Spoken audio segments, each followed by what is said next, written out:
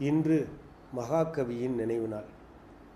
மகாகவியின் நினைவு நாளில் மகாகவி பாரதியை பற்றி என்னுடைய தந்தையார் திருவரங்கம் செண்பக தமிழரங்கின் நிறுவனர் வழக்கறிஞர் கா. ராசவேலு செண்பகவல்லி அவர்கள் எழுதிய கவிதையை உங்களுக்கு வழங்கி மகிழ்கிறேன்.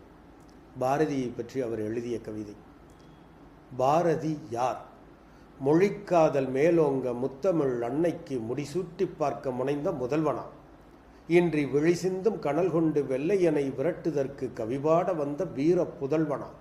அழுக்குகள் மலிந்து புழுக்களும் நெளிந்த இந்த சமுதாயத்தை தன் கவிதை கலப்பையால் உழுது பண்படுத்தி பயிர் விளைக்க நினைத்த சொல்லேர் உழவனா?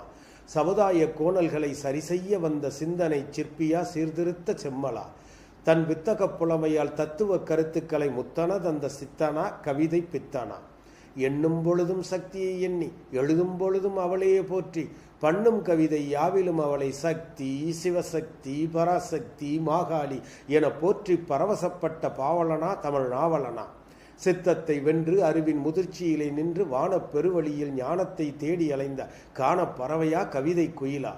மண்ணடிமைதான் இன்னும் தீரவில்லை இந்த நாட்டில், இருந்தும் பெண்ணடிமை வேறா? பெண் என்பவள் நம் கண்ணல்லவா? அவளை அடிமைப்படுத்தலாமா? அடக்கி வைக்கலாமா? அவள் என்ன எடுபடியா?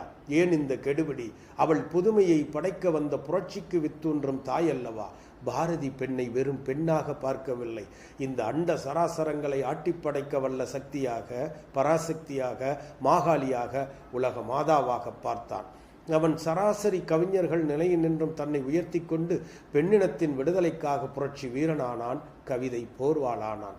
பெண் என்பவள் பாசத்தையும் நேசத்தையும் பொழிய வந்தவள், அன்பையும் அறத்தையும் நிலைநிறுத்த பிறந்தவள், இந்த அகில உலகத்தையும் ஆட்டிப்படைக்கும் வல்லமை படைத்தவள். அவள் ஆளப் பிறந்தவள், வாழப் பிறந்தவள், நம்மை வாழ்விக்க வந்தவள். அவள் பதுமை பெண் அல்ல, புதுமை பெண் என்றெல்லாம் புரட்சி பெண்ணை வரவேற்று வாழ்த்து கூறி பூபாலம் பாடியவன்.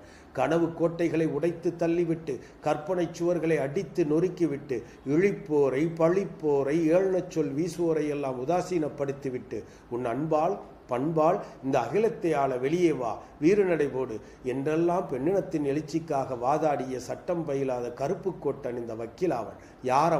அவனை இன்னான் என்று கணித்து அடையாளம் காட்டி சுற்றிவிட முடியுமா என்ன? அவன் இவை அத்தனையின் மொத்த உருவம், இவை அனைத்தின் சங்கமம்.